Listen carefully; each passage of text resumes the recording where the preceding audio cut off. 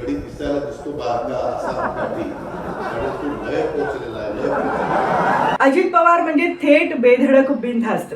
गेल्या काही दिवसांमधली त्यांची भाषणं पाहिली तर त्यांच्या भाषणातली आक्रमकता वाढलेलीच दिसतेय.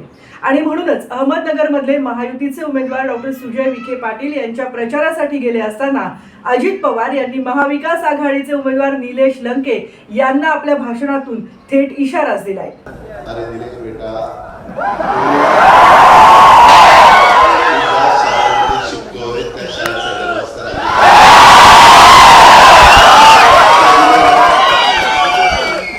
तू धमक्या देऊन माझ्या कार्यकर्त्यांना त्रास दिला आणि मी जर तुझ्या मागे लागलो आमच्या ग्रामीण भागात म्हणतात कण जीवाचा कण परत तुला सतत अजित पवारच गोळा सोडतो. माझ्या नादी लागू नको. महाराष्ट्रात जे जे माझ्या नादी लागले त्याचा पुरता बंदोबस्त केलेला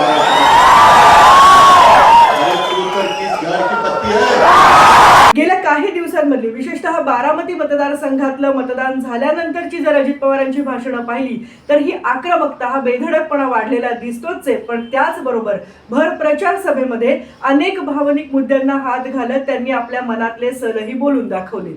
इंदोरकरांनो, मी जर साहेबांचा मुलगा असतो तर मला संधी मिळाली असती का नाही? असती का नाही? मिळालीच असती.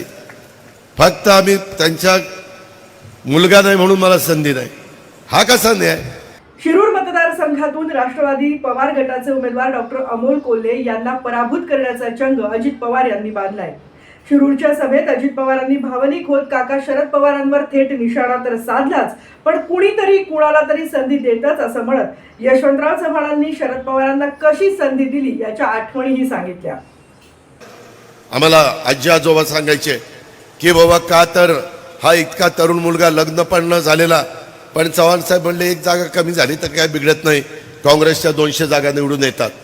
आणि तिथं संधी दिल्यामुळं आज पवार साहेब इथपर्यंत पोहोचलेले आहेत. आम्हाला पण संधी मिळाली. गेल्या काही दिवसांमधली त्यांची भाषणं पाहिली तर 72 तासांचं उपमुख्यमंत्री पद, राष्ट्रवादीचं भाजपला समर्थन आणि मग शरद पवारांनी घेतलेली माघार अशा अनेक गोष्टींबद्दल त्यांनी गौप्यस्फोटही केलेत. ते मुद्दा केला 10 जूनला आपण नवीन पक्ष स्थापन केला 99ला, आणि ऑक्टोबरला तर लगेच 4 महिन्यात काँग्रेस बरोबर आम्ही गेलो. साहेबांना म्हणलं, साहेब काय अजित ही आपली स्ट्रॅटेजी आहे, स्ट्रॅटेजी. आता स्ट्रॅटेजी म्हणल्यावर जे हुजूर आणि आम्ही आपलं करायचो. मित्रांनो, कधी शब्द मोडला नाही 30-32 वर्षात. मला सांगा, आता मी पण 60च्या पुढे गेलो राव, किती दिवस आम्हाला कधीतरी चान्स आहे का नाही? आम्ही काही चुकीचं वागतो का? त्यामुळं भावनिक होऊ नका.